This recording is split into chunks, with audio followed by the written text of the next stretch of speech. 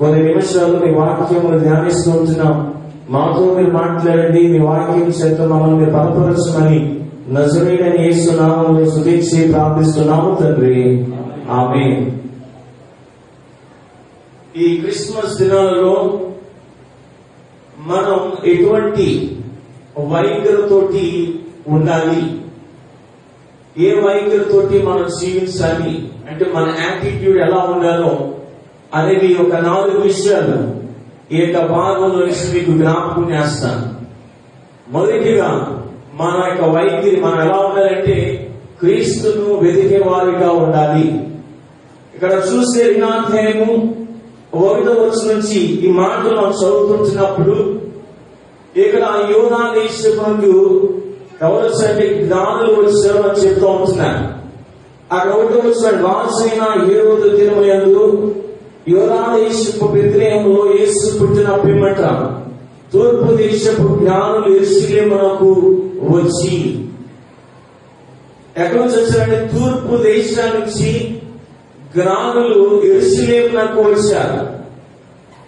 అయితే తూర్పు దేశం స్కాలర్స్ ఏమంటారంటే మరి బబులోను దేశం నుంచి, లేకపోతే మీడో పర్షియన్ అంటే బబులోన్ అన్నా మీడో పర్షియన్ నుంచి వచ్చారన్నా ఒకటి. ఎందుకంటే బబులోను దేశాన్ని మరి నెబుకద్నెజరు వాళ్ళు అలా పరిపాలన చేసుకుంటున్నప్పుడు ఆ బబులోనియల్ని మరి జయించి మీడో పర్షియన్స్ వాళ్ళు స్వాధీనం చేసుకుంటారు అన్నమాట. అందుకని మీడో పర్షియన్స్ కూడా వాళ్ళు ఆ ప్రాంతాన్ని పరిపాలన చేశారు. అయితే ఆ తూర్పు దేశం నుంచి జ్ఞానులు యూదా దేశానికి వచ్చారు.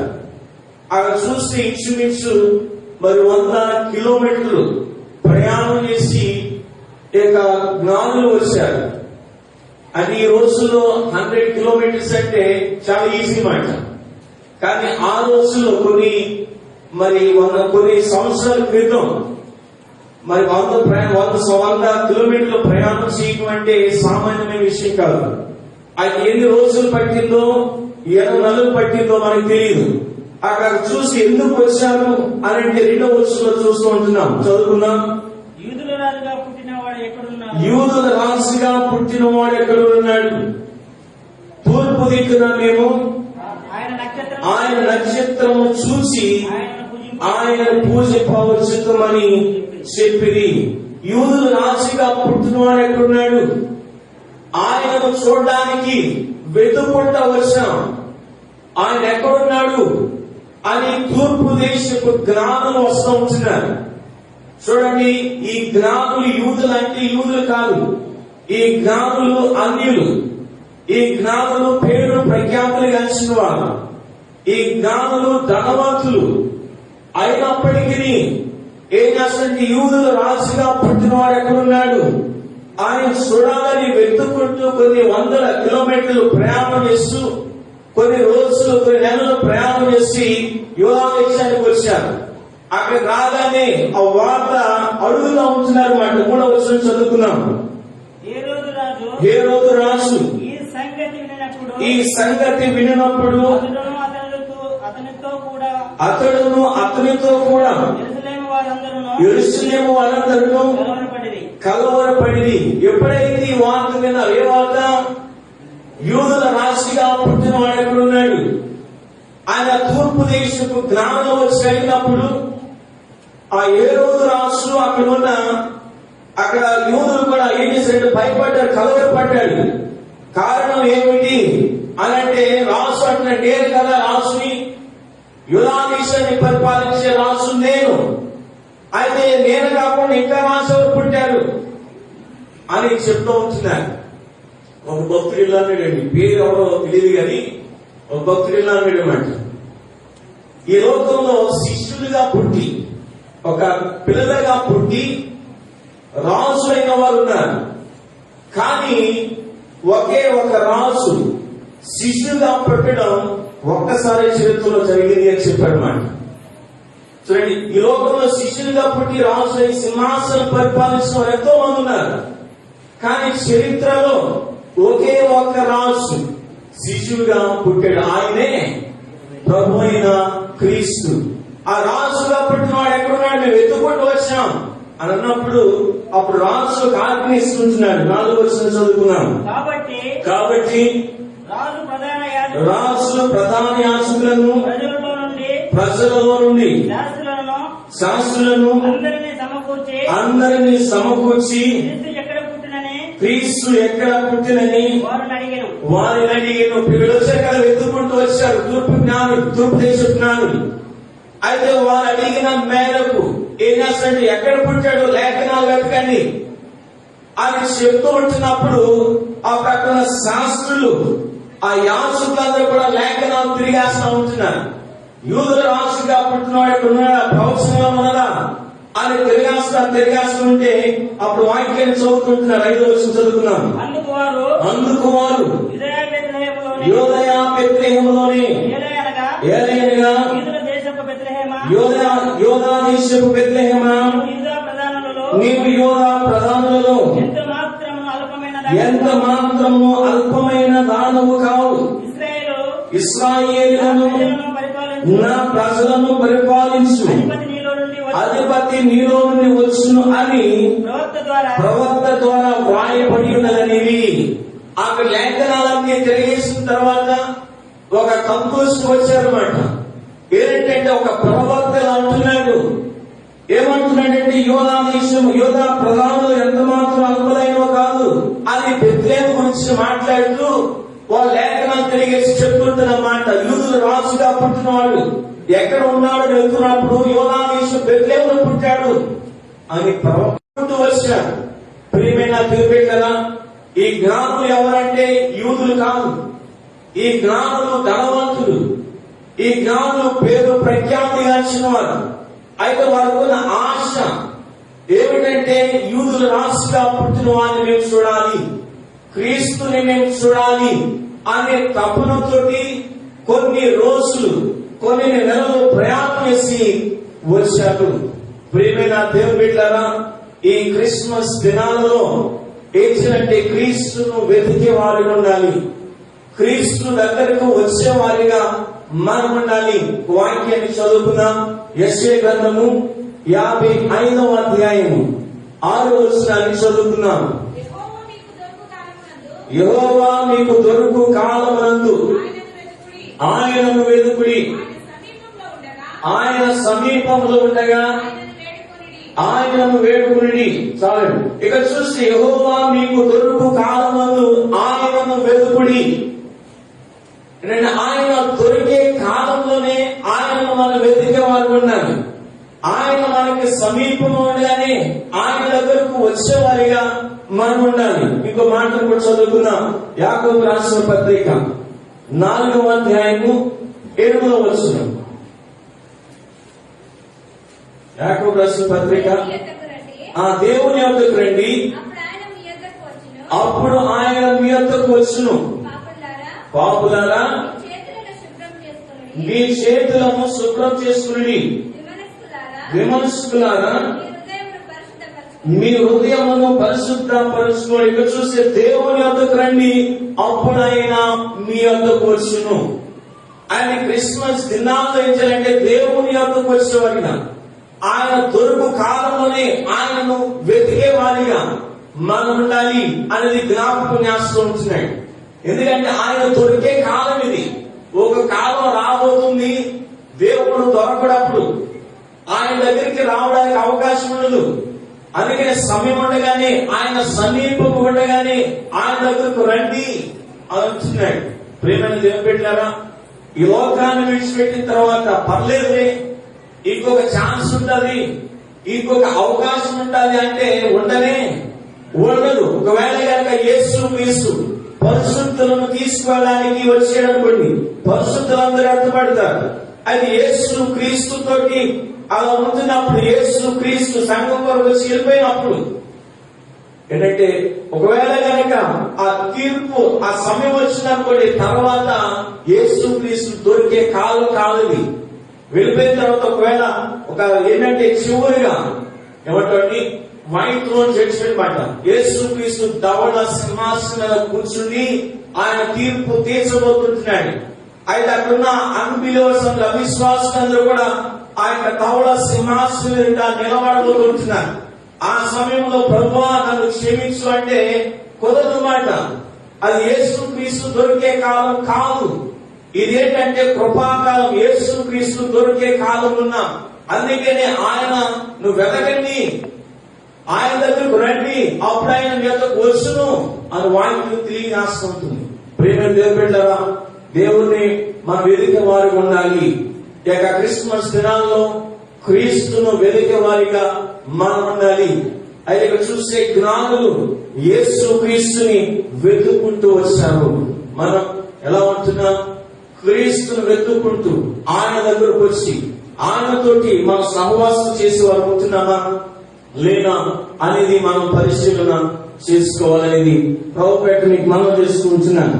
ఇక చూస్తుంటే రెండవదిగా ఏంటంటే క్రీస్తు యొద్దకు మనం రావాలంటే క్రీస్తును వెతికే వారిగా ఉండాలి. రెండవలో చూస్తే క్రీస్తును పూజించే వారిగా ఉండాలి. మనం క్రీస్తును పూజించే వారిగా ఉండాలి. వాక్యం చదువుకున్నాం 9-10 వచనాలండి. అదే మత్తయి రాసిన సువార్త. వారు రాజు మాట విని బయలుదేరిపోతుండగా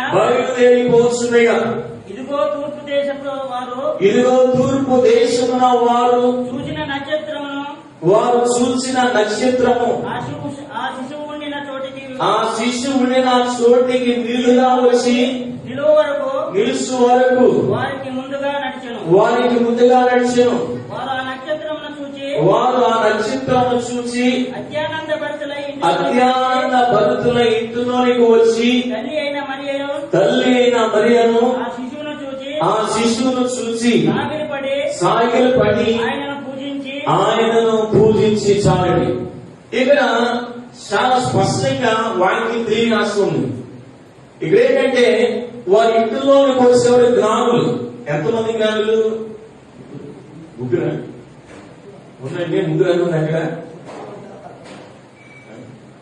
ఏంటంటే ముగ్గురు అని అంటాం. ఎందుకంటాం అంటే ముగ్గురు అంటాం 3 కానుకలు కనబడుతున్నాయన్నమాట. బంగారము, సాంబ్రాణి, బోడం. ఆ 3 కానుకలు కనబడుతున్నాయి కనుక మనం ఏంటంటే ముగ్గురు జ్ఞానులు అంటాం.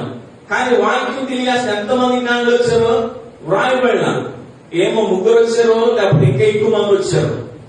కానీ ఒకటి చూస్తే వారి ఇంటిలోనికి వచ్చేవారు జ్ఞానులు ఇంటిలోనికి వచ్చి తల్లి అయిన మరియను ఆ శిశువును చూచి సాగిలపడి. అక్కడితో అయిపోతే వాక్యం ఎలా ఉండేదో నిజంగా అక్కడితో ఆగిపోతే మరియమ్మను యేసుక్రీస్తుని పూజించవలేము.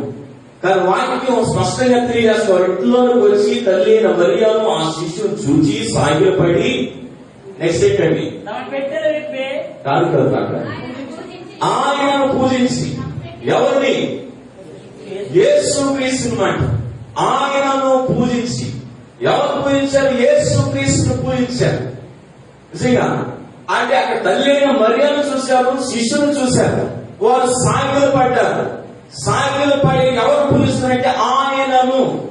ఎవరిని? యేసుక్రీస్తుని పూజించారు. వారికి తెలిసి ఏంటంటే ఈయన లోక రక్షకుడు, ఈయన రాజులకు రాజు, ఈ బెత్లెహేములో జన్మించాడు అని జ్ఞానులు ఏం చేస్తారంటే ఆయనను పూజిస్తూ ఉంటున్నారు. యేసు క్రీస్తును ఉంటున్నారు. యేసు క్రీస్తుని ఆరాధిస్తూ ఉంటున్నారు. నిన్న మనకి కృష్ణ సార్ జ్ఞాపకం చేశారు. ఏంటంటే క్రిస్మస్ అంటే క్రీస్తును ఆరాధిస్తున్నాం. చాలా మంది ఏం చేస్తారంటే క్రైస్ట్ ని మిస్ చేస్తూ ఉంటారు అన్నమాట. అందుకని కొంతమంది ఏమంటారంటే పల్లెటూరులో క్రిస్మస్ బదులు ఏమంటారంటే కిస్మిస్ అంటారు. అంటే కిస్మిస్ అంటే క్రీస్తుని మిస్ చేయడం అన్నమాట. చాలా మంది క్రిస్మస్ దినాల్లో క్రైస్ట్ ని మిస్ చేస్తూ ఉంటారు. ఎలాగో తెలుసండి, ఈ క్రిస్మస్ అంటే చాలా మందికి డాన్స్లే. ఏమనుకుంటారు? క్రిస్మస్ అంటే డాన్స్ వేయడం అనుకుంటారు. చాలా మంది క్రిస్మస్ అంటే ఒక స్టావ్ పెట్టడం అనుకుంటారు. చాలా మంది క్రిస్మస్ అంటే ఒక క్రిస్మస్ కి పెట్టడమే అనుకుంటారు. నిన్న మనకి పాస్టర్ జ్ఞాపకం చేశారు. కొన్ని హోటల్స్ లో, కొన్ని షాపింగ్ మాల్స్ లో క్రిస్మస్ ట్రీలు పెట్టడం. అని ఏమనుకుంటారు? క్రిస్మస్ అంటే ట్రీ పెట్టాలి, క్రిస్మస్ అంటే స్టార్ పెట్టాలి, లేకపోతే క్రిస్మస్ అంటే కొత్త బట్టలు, క్రిస్మస్ అంటే పిండి వంటలు, అంటే ఇవి చేసుకోదనట్లా. కానీ చాలా మంది అదే క్రిస్మస్ అని అనుకుంటూ ఉంటారు. కానీ క్రిస్మస్ అని అంటే క్రీస్తుని ఆరాధించడం, క్రీస్తుని పూజించడం.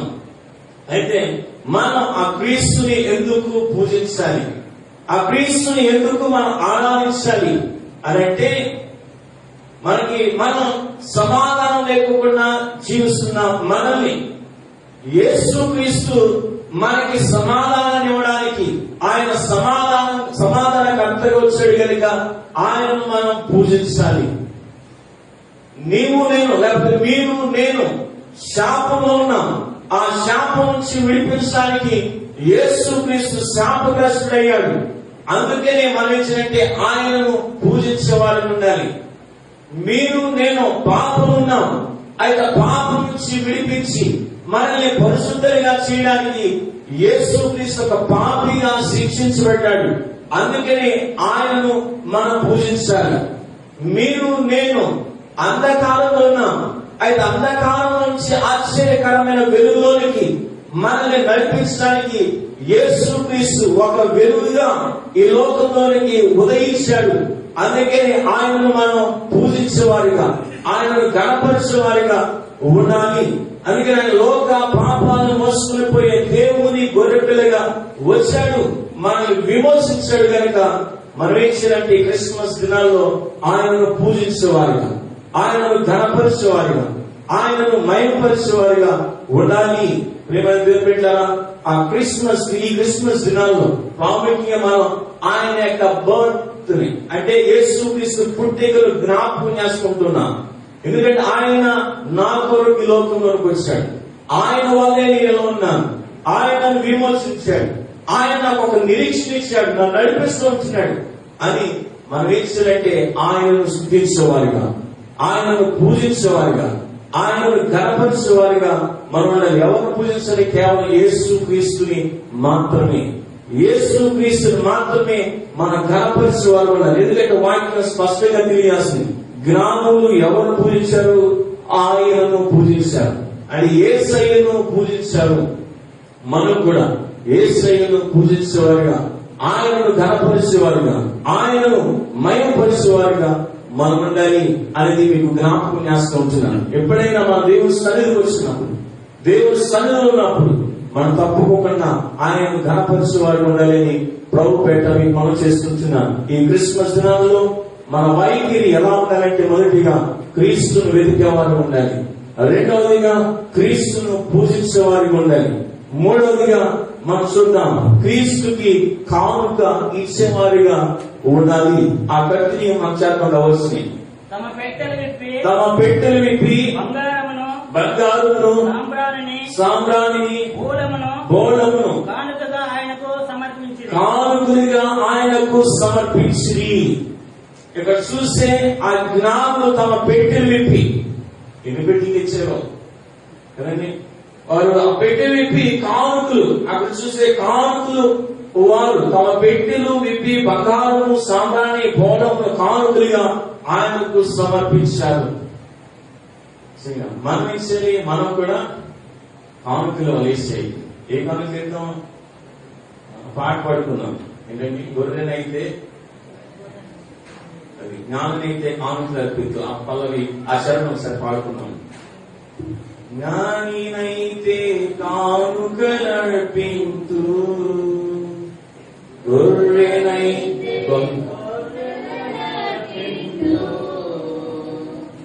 జ్ఞానినైతే కానుకలర్పింతు,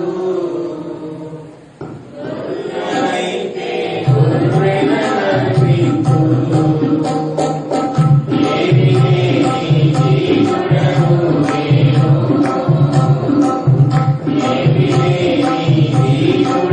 Amen.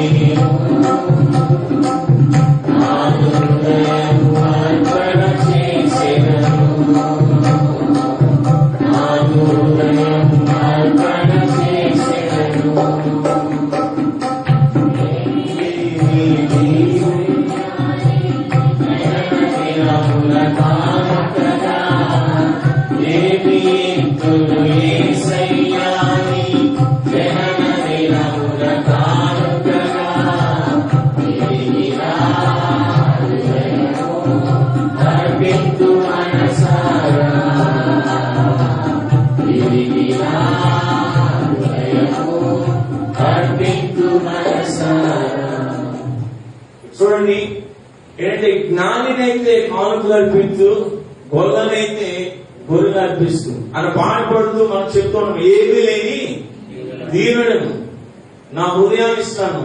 నిజంగా దేవునికి కావాల్సింది ఏంటంటే మన హృదయాన్ని ఒక కానుకని ఇవ్వాలని కోరుకుంటున్నాడు. ఏంటంటే జ్ఞాని కదా, లేకపోతే నాకు అయ్యి ఉన్నాయి కదా, గొర్రెలు ఉన్నాయి కదా, నేను వాటిని తీసుకుని ఇద్దాంలే అని అంటే ఆయన కోరుకునేవాడు కాదు. ఒక మాట మనం చదువుకున్నాం. కీర్తనము 51 కీర్తన 16-17 చదువుకున్నాం. కీర్తన 51 కీర్తన 16-17. నీవు బలిని కోరువాడు కావు, కోరిని ఎడల నేను అర్పించుదును. దాన బలి నీకు ఇష్టమైనది కాదు, విరిగిన మనసే దేవునికి ఇష్టమైన బలులు. దేవా, విరిగి నలిగిన హృదయమును నీవు అలక్ష్యము చేయవు. నువ్వు నిర్లక్ష్యం చేసేవాడు కాదు. దేని విరిగి నలిగిన మనస్సును అలక్ష్యం చేసే దేవుడు కాదు. ఒకవేళ బలి కోరితే బలి ఇచ్చేసేవాడిని, దాన బలి ఇచ్చేసేవాడిని. ప్రభు అది కోరే దేవుడు కాదు, హృదయాన్ని కోరుకుంటున్నాం. అవును, పౌలు భక్తుడు కూడా అదే జ్ఞాపకం చేస్తూ ఉంటున్నాడు. చాలా మాటలు చదువు. రోమిలకు రాసిన పత్రిక 12వ అధ్యాయం 1వ వచనాన్ని చదువుకున్నాం. కాబట్టి సహోదరులారా, పరిశుద్ధమును దేవునికి అనుకూలమైన సజీవ యాగముగా మీ శరీరమును ఆయనకు సమర్పించుకొనుడని దేవుని వాత్సల్యం బట్టి మిమ్మల్ని బ్రతిమాలుకుంటున్నాను. చాలా ఏం సమర్పించుకోవాలి? ఇక్కడ అంటున్నారన్నమాట, దేవునికి అనుకూలము సజీవ యాగమైన మీ శరీరాన్ని మనల్ని ఆయనకు కానుకగా సమర్పించుకోవాలి ఆయన కోరుకునేది. ప్రేమిట్లారా, ఈ క్రిస్మస్ దినాల్లో మరేంటంటే మనల్ని, మన హృదయాన్ని ఆయనకు కానుక, ఆయనకి ఒక కానుకగా మనం సమర్పించాలి. చాలా మంది లేకపోతే అదిస్తాను కానుకలు ఇస్తానండి అని చాలా మంది ఉంటారు. నేను కానుకలు ఇస్తాను, చేయాలని చేస్తాను అని ముందుకు వచ్చేవారు ఉంటారు. కానీ తమ హృదయాలు మాత్రం దేవుడికి ఇవ్వడానికి ముందుకు వచ్చేవారు ఉండరు. ప్రేమ దేవుడు పెట్టారు. సమయం ఉండగాని, మనం సజీవం ఉండగాని మన జీవితాలను యేసుక్రీస్తుకి ఒక కానుకగా అర్పించాలి అని ప్రభుపేట మీకు మనం చేసుకుంటున్నాం. ఎందుకంటే మనం ఈ లోకంలో జీవిస్తూ ఉంటున్నాం. అయితే ఎంతవరకు మనం ఉంటామో ఎవరికి తెలియదు. మన జీవితాలు ఎంతలో కనబడి అంతలో మాయమైపోయే ఆవిరి లాంటివి, ఒక బుడగ లాంటిది మన జీవితం. ఇది జరిగిన సంగతి చెప్తానండి. మా ఊరు నుంచి ఒక కుటుంబం హైదరాబాద్ పందెమెత్తి వెళ్ళారు. అయితే అక్కడ అలా పన్యాసం ఉంటున్నారు. అయితే అక్కడ అలా చేస్తుంటున్నప్పుడు ఆయనకి 2 కుమార్తెలు ఉన్నారు. చిన్నవారే, ఐ థింక్ 10 సంవత్సరాల లోపే 2 కుమార్తెలు మాట. అయితే వాళ్ళు ఉంటున్న ప్రాంతంలో ఒక నేరేడు చెట్టు ఉందంట. తెలుసు కదా నేరేడు చెట్టు.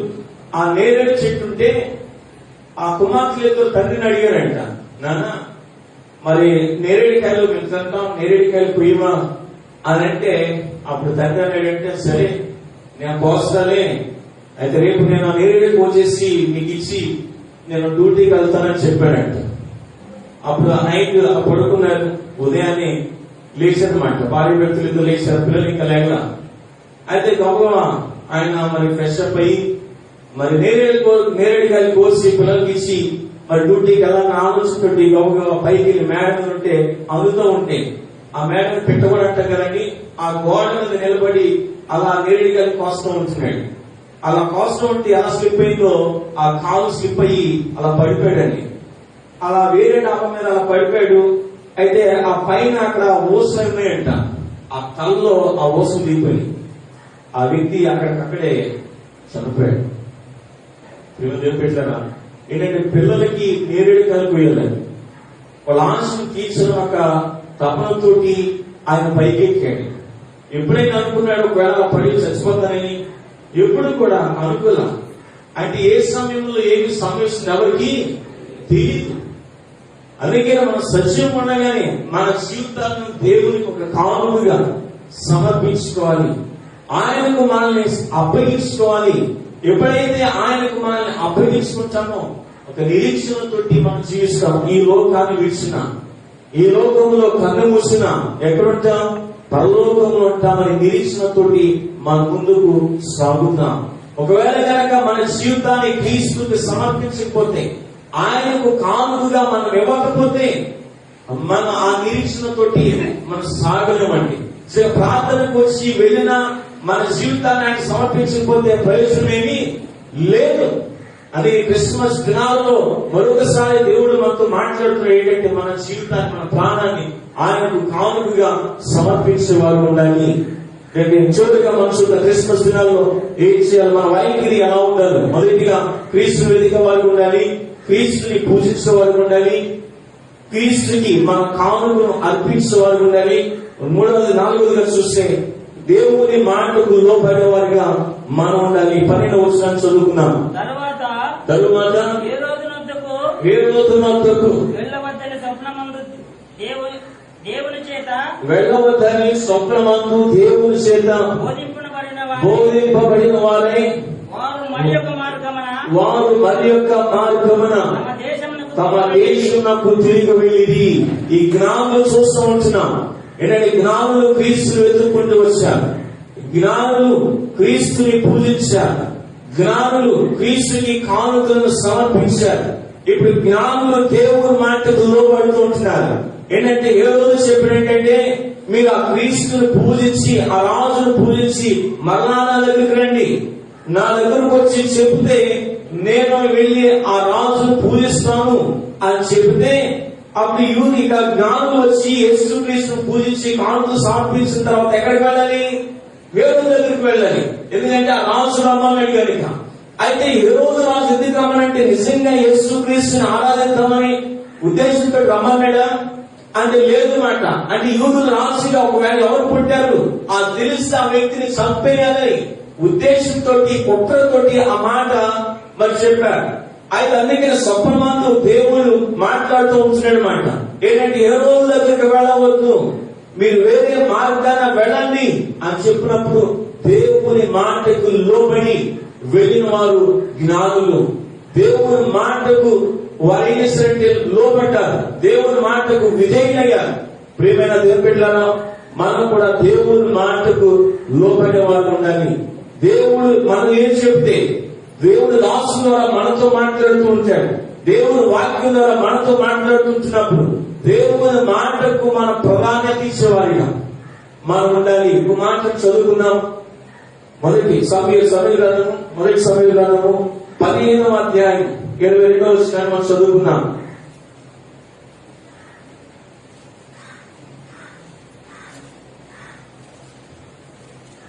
అధ్యాయము. అందుకు సమూయేలు తాను సెలవిచ్చిన ఆజ్ఞను ఒకడు గైకొనుట వలన యెహోవా సంతోషించినట్లు దహన బలులను అర్పించుట వలన ఆయన సంతోషించున. ఆలోచించుము. బలులను అర్పించుట కంటే ఆజ్ఞను గైకొనుటయు పొట్టేళ్ల ప్రభు అర్పించట కంటే మాట వినుట శ్రేష్టము అన్నమాట. ఏంటంటే బలులను అర్పించేది కాదు, బలుల కంటే మొదలుగా నా మాట వినండి. ఏంటంటే అందుకని అంటున్నాడు అనమాట. ఏంటంటే ఇక్కడ చెప్తా ఆజ్ఞను, ఒక ఆజ్ఞను కైకొంటా నా మాట వెంటనే శ్రేష్టం అని చెప్తూ ఉంటున్నాడు.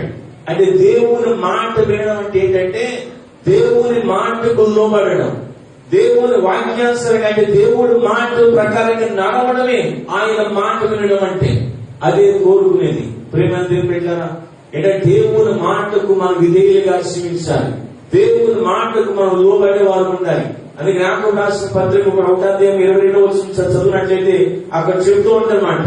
ఏంటంటే దేవుని వాక్యాన్ని విన్నప్పుడు ఏదో విని మర్చిపోయే వారు ఉండకూడదు, లేకపోతే విని వాక్యానుసారంగా నడవకపోతే అది విన్నట్లే కాదు, అది వాక్యానుసారంగా మీరు ప్రవర్తించే వారు ఉండాలి అని జ్ఞాపకం చేస్తూ ఉంటున్నాడు. ఈ క్రిస్మస్ దినాల్లో మనం దేవుని మాటకు లోబడి వాక్యానుసారంగా మనం ప్రవర్తించే వారిగా ఉండాలి అనేది ప్రభు పేట మీకు మనం చేసుకుంటున్నాను. నేను వాక్యం పూజిస్తున్నాను. క్రిస్మస్ దినాల్లో మన వైఖరి ఎలా ఉండాలంటే ఈ జ్ఞానుల జీవితాల్లో మనం నేర్చుకున్నాం. జ్ఞానులు క్రీస్తును వెతుక్కుంటూ వచ్చారు, జ్ఞానులు క్రీస్తును పూజించారు, జ్ఞానులు